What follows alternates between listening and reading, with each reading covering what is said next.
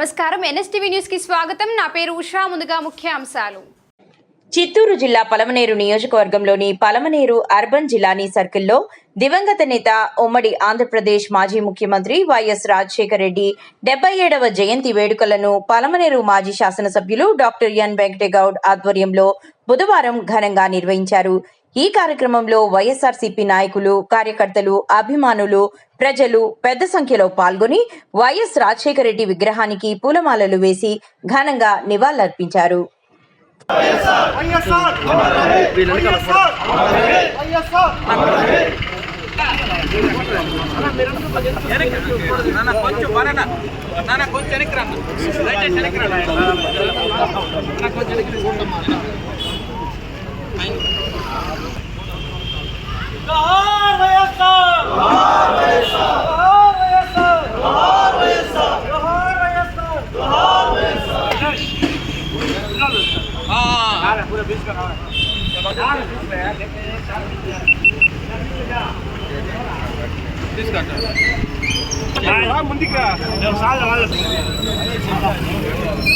Mobile చచ్చిపోయింది.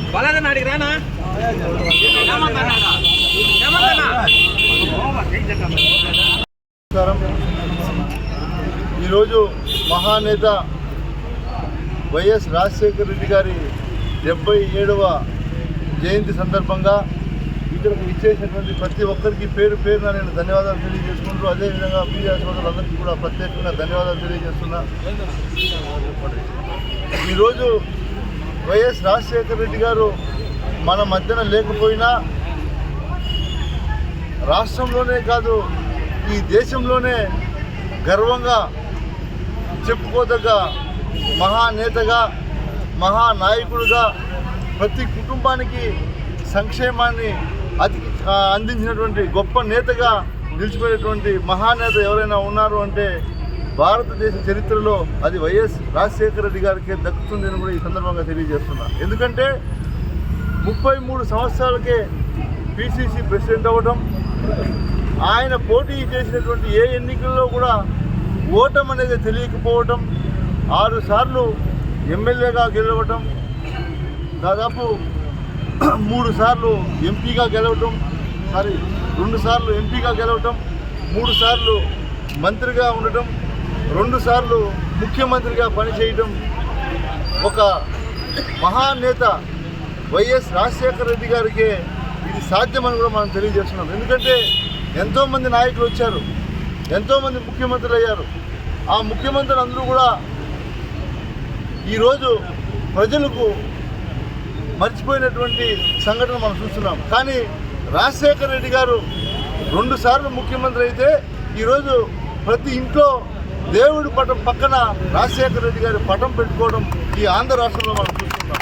ఎందుకంటే చెప్పుకుంటూ పోతే 4% రిజర్వేషన్ కావచ్చు, మహిళల సంక్షేమం కోసం కావచ్చు, రైతుల కోసం కావచ్చు, ఈరోజు ఎంతోమంది ముఖ్యమంత్రులు ఎన్నో గొప్పలు చెప్పుకుంటున్నా ప్రజలు మాత్రం ఆ మహానేత వైఎస్ రాజశేఖర రెడ్డి గారు చేసినవే గొప్పగా చెప్పుకున్నటువంటి సంఘటనలు మనం చూస్తున్నాం.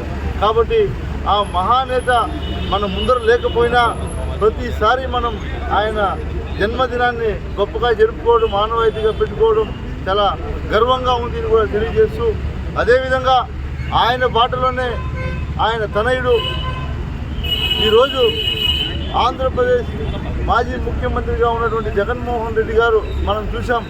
గడిచిన 5 సంవత్సరాల పరిపాలన ఎంత దగ్గరగా ప్రజలకు ప్రతి ఒక్కటి కూడా వాళ్ళ ఇంటి దగ్గరికి అందించినటువంటి ఘనత ఆయన కుమారుడైనటువంటి జగన్మోహన్ రెడ్డి గారికి దక్కుతుందని కూడా తెలియజేస్తూ, ఖచ్చితంగా రాబోయే ఎన్నికల్లో మళ్ళీ జగన్మోహన్ రెడ్డి గారిని ముఖ్యమంత్రిని చేయడానికి ఆంధ్ర రాష్ట్ర ప్రజలందరూ కూడా వేచి చూస్తున్నారని కూడా తెలియజేస్తూ, ఈ అవకాశం కల్పించి అందరికీ కూడా ప్రత్యేకంగా ధన్యవాదాలు తెలియజేస్తూ సెలవు తీసుకుంటాం.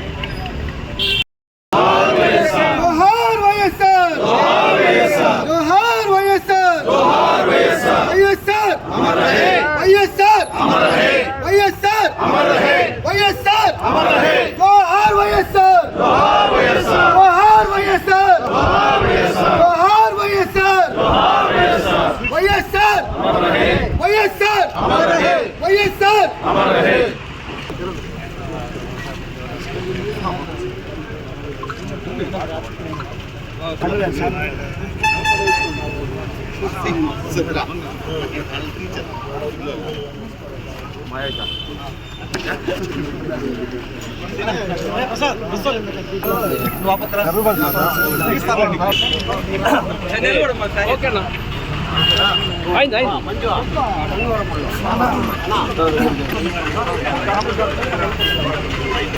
ఓకే అండి బాగా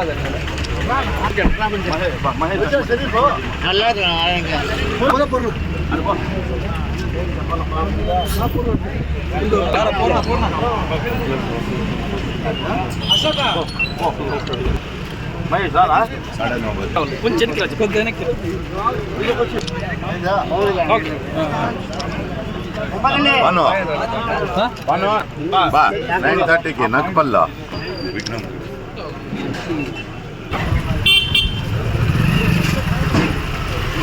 Na sina na.